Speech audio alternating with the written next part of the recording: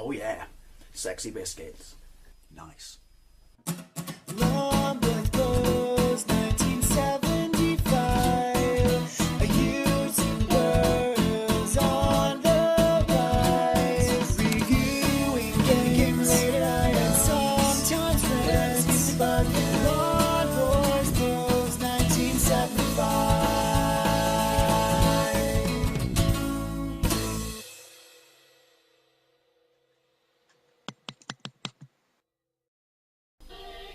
This is Sonic the Hedgehog 1. Do I need to add the 1 when I refer to the original Sonic the Hedgehog?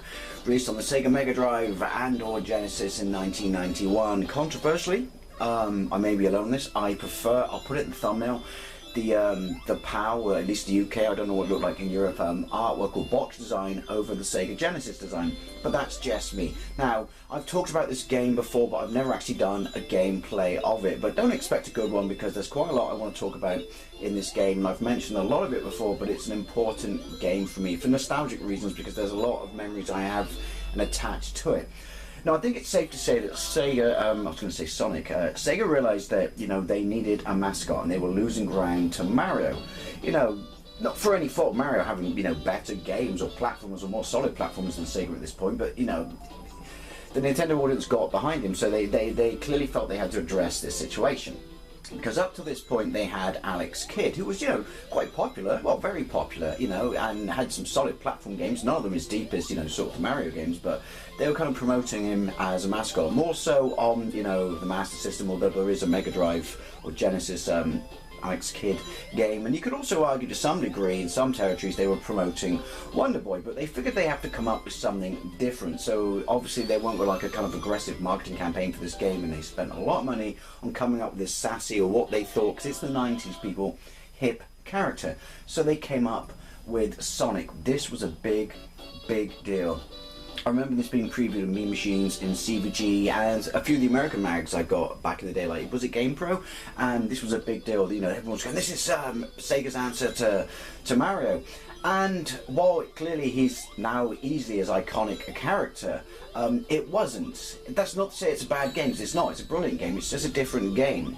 You know, it's a very solid platformer that does stuff that Mario simply does not, but at the same time, it's still kind of somewhat linear. And even though it got really high ratings in the magazines back in the day, they kind of picked up on this, which said, you know, it's a really solid game. It's just not a Mario platformer, it's something entirely different. It's based upon speed, and the mechanics are different, you know, i.e. Mario, you collect coins. You know, there's still time in this, by the way. You can, well, you know this, but, you know, I'm preaching to the converted. Love that tile screen and love that little jingle there. You don't collect coins in this, you collect rings, but while you can get a certain number of rings to give you an extra life, the rings are your protection. You get hit once, you lose them, but it protects you from dying, so that means you can't, you know, obviously you have to rebuild up, I should say, the rings you need to get your extra life again, but at the same time that does mean that you have a limited opportunity to get some of them back when you get twatted, but not all of them.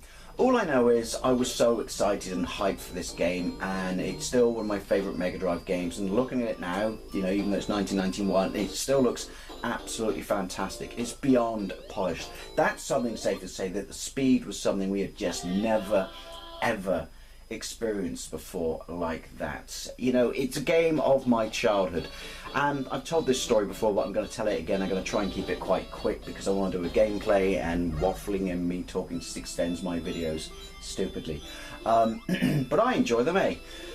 Basically, I remember when this game was coming out, and it was the first time that we were going to fly like abroad as a family on a holiday or a vacation, and we were going to Boston because my dad's brother emigrated to Boston in the 60s.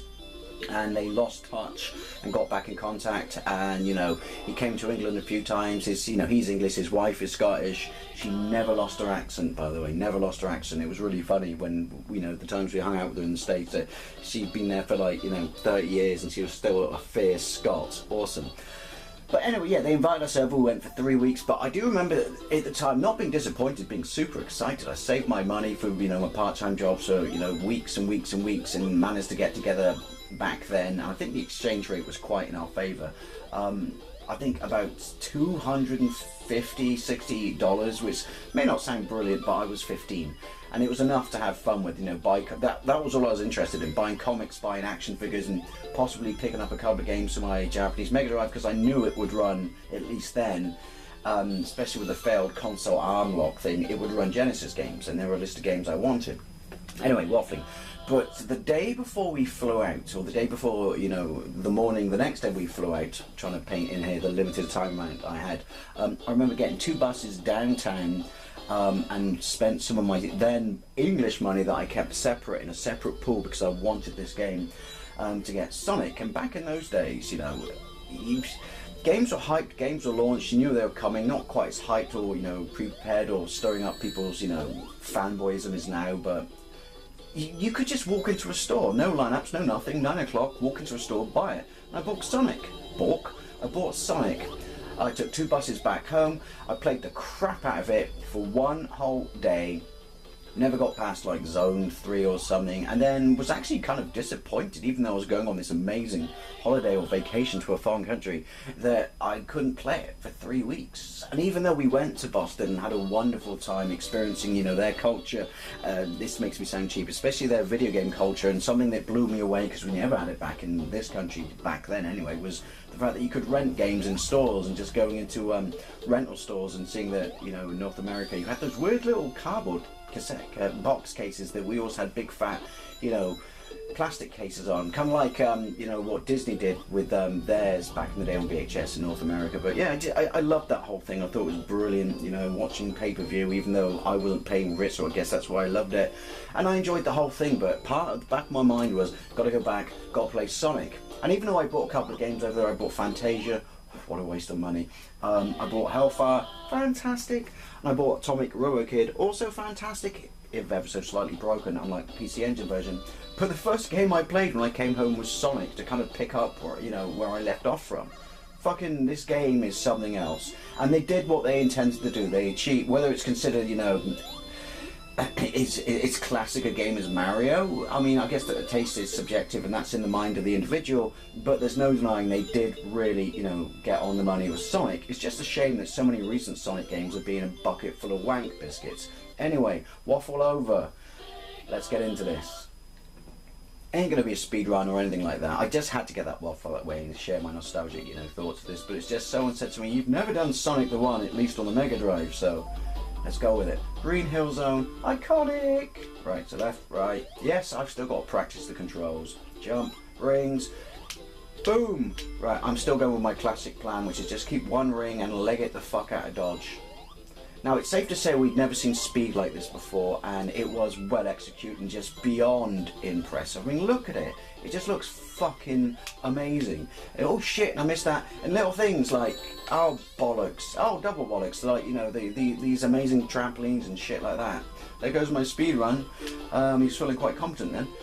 Yeah, I was trying to do one. You know, it was beyond polish. Right, it's not Mario's fault on, you know, Super Famicom that clearly this is the better looking game. It doesn't have Mode 7, but, you know, Sega were really trying to do something here, weren't they? Right. Ooh! Half past zone, see what I did there. And that, you've never seen shit like that before. That still looks fucking amazing. Oh, look at me, I'm going really fast. It's like high school, but in fucking hedgehog form. I wonder why they came up with the idea that a hedgehog would be cool, or sassy, or something. Get some rings back. Nice. I love that. So, you know, number of zones, then you fight the boss, and then you got these, because you get collecting Chaos Emeralds and stuff like that, you got these bonus zones. Well, I think this is the weakest game for them, but then you can't blame this game for them because it's the first game. It was basically setting the tone, wasn't it? You know? I'd like to think that there would be some sort of modern, cynical remake of this. Forget all this fucking bollocks they're doing right now.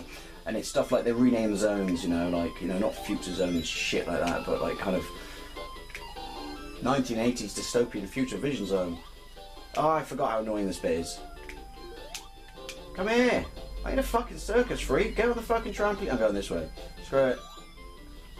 That works. Oh, check it out, right? You think I'm fast? I'm a super lay right now. I was. Boom! Look at that! Holy shit! Wendy, I'm beyond flying. I've just gone fucking 88 miles an hour and back in time. I mean, to this day, it's still incredibly impressive. The games that, you know, succeeded it are impressive, but you cannot deny that Sonic put a stamp down that other people, other platformers had to basically just go, holy shit, how are we fucking going to compete up with this? You know, and not many of them did, if I'm honest. Oh, bollocks. Fuck. Oh, I haven't got the move I want, have I? Shit. Oh, let's get the fucking super fast Nikes and play it out from there. Boom. I like that, the immovable force. So the immovable object against, you know, the unstoppable force. Right, hang on. Boom. Oh, that works. Yeah. Oh, I slowed down by trying to jump then. Bollocks. That bit keeps getting me off my toes. Knob jockeys. Ah, fuck it. You get the impression. I just want to explain what this game means to me again and just give you a little flavour. But anyway, thank you very much for watching, and I'll see you later.